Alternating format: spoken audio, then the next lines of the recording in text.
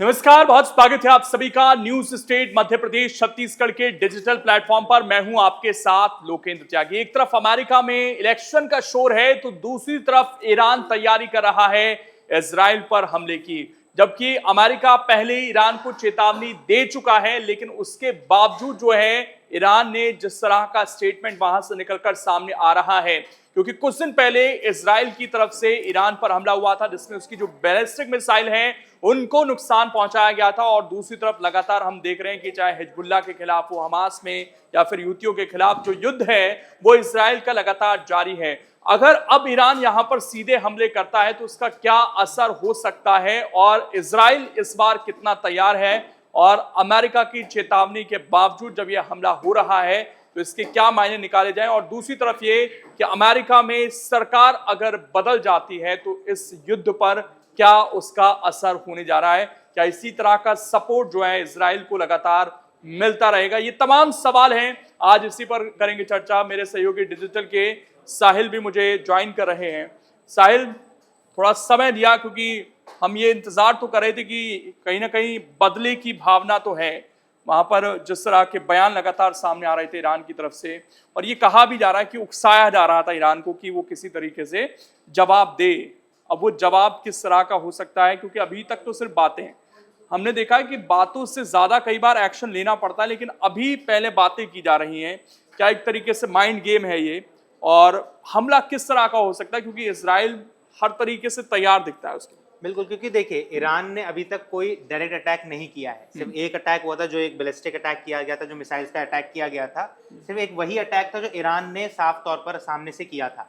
बाकी जितने भी अटैक्स किए गए हैं वो प्रॉक्सी वॉर के तहत किए गए, यानी हिजबुल्ला, हूती, या हम कहें हमास। ये जो ग्रुप्स बनाए गए थे, जो 3 ग्रुप्स एक्टिव किए थे कहीं ना कहीं ईरान ने, अब वो अटैक कर रहे थे। मगर एक बार बस ये हुआ था कि ईरान ने अटैक किया था जिस समय पर हसन नसरल्ला को मारा जाता है, उस समय पर इजराइल पर अटैक किया जाता है। मगर अब सवाल ये उठ रहा है कि क्या ईरान इस तरीके का अटैक कर पाएगा? क्यों? क्योंकि ईरान आज से नहीं बोल रहा है, ईरान बहुत पहले से बोलता रहा है कि हम ये कर देंगे, हम वहां पर अटैक कर देंगे, हम तबाह कर देंगे। पर कभी भी ऐसी कोई चीज हमें नजर नहीं आई है, कभी ईरान की तरफ से ऐसा कोई एक्शन देखने को नहीं मिला है पास्ट में भी कि हम बोले कि हाँ ईरान बहुत बड़ा हमला कर देगा या ईरान बहुत कुछ क्षति पहुंचा सकता है इजराइल को। तो ऐसा कुछ तो अभी तक देखने को नहीं मिला है। बात करें अगर इजराइल की, तो इजराइल पूरी तरीके से तैयार है। क्यों? क्योंकि इजराइल के पास सबसे एडवांस डिफेंस सिस्टम है, जो उनका आयरन डोम है, चाहे वो एरो 3 सिस्टम हो उनका। तो जो पूरा सिस्टम है वो कहीं ना कहीं सभी मिसाइल्स को रोकने में पूरी तरह सक्षम है।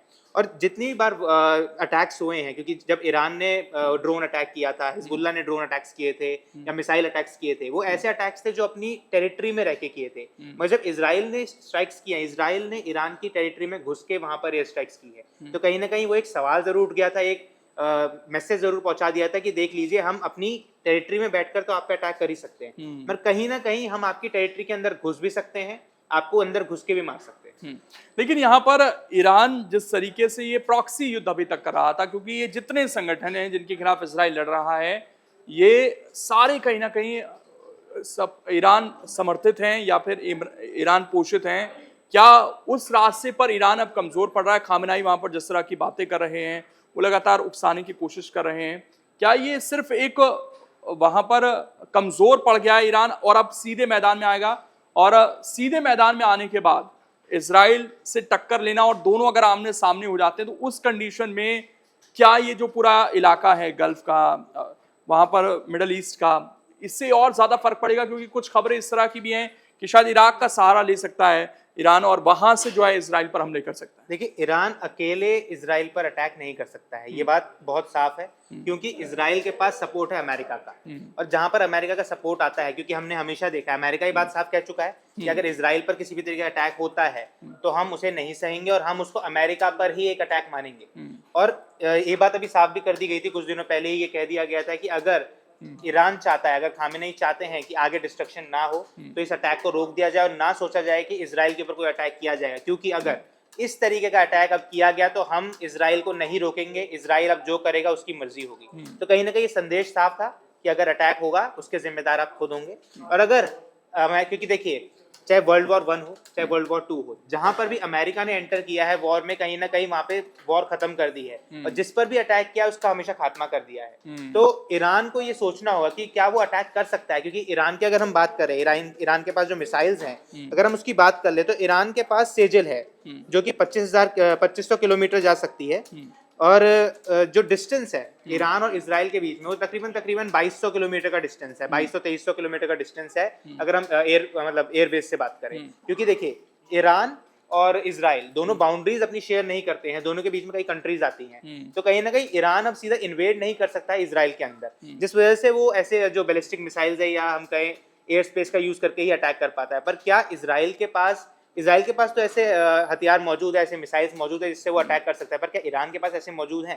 क्योंकि ईरान के पास सेजल है, चाहे वो खेबर है, खेबर भी जो है वो 2000 किलोमीटर ही जा सकता है, यानी वो उस डिस्टेंस को ही मेंटेन नहीं कर पाएगा। मगर अगर हम बात करेंगे इजराइल की, तो इजराइल के पास बहुत ज्यादा डिफेंस सिस्टम मौजूद है। हाल ही में अमेरिका ने भी थार सिस्टम दे दिया था, जिस वजह से अब कहीं ना कहीं हम बोले अवैध किला बन चुका है इजराइल के पास, कि किसी भी तरीके का अटैक होता है तो वो उसको आराम से संभाल सकते हैं। एक चीज है ना, हम आयरन डोम की बात करते हैं, हम थार्ड की बात करते हैं, पिछली बार तो नुकसान पहुंचाया था इजराइल को, तो वो डर तो कहीं ना कहीं इजराइल के अंदर होगा अपनी टेक्नोलॉजी को लेकर भी, कि एक बार जब उसमें लूप होल निकल चुका है, हमला हो चुका है, तो ऐसा तो नहीं है कि इजराइल निश्चिंत होगा और अपनी टेक्नोलॉजी को लेकर पूरी तरीके से खासकर निश्चिंत रहेगा, क्योंकि ईरान वो कर दिखा चुका है एक बार। देखिए जो आप बोल रहे हैं वो समय था जब आयरन डोम और एरो 3 ही थे, मगर अब ये टाइम चेंज हो गया है। क्यों? क्योंकि इसमें अमेरिका की एंट्री हुई, अमेरिका ने वहां पे थार डिफेंस सिस्टम दे दिया है। थार डिफेंस सिस्टम क्या करता है? थार डिफेंस सिस्टम बहुत शॉर्ट रेंज वालों को भी डिस्ट्रॉय कर सकता है, और उस टाइम जितनी भी मिसाइल्स आई थी वो बहुत शॉर्ट रेंज से आई थी, क्योंकि एक लेवल है, अगर हम बात करें आयरन डोम की बात करें, एरो 3 की बात करें, एक लिमिट तक वो उन चीज़ों को तोड़ सकती हैं या निष्क्रिय कर सकती है, मगर उस लिमिट से अगर नीचे चली जाती हैं चीज़ें तो उसके लिए इजराइल के पास कुछ भी मौजूद नहीं था।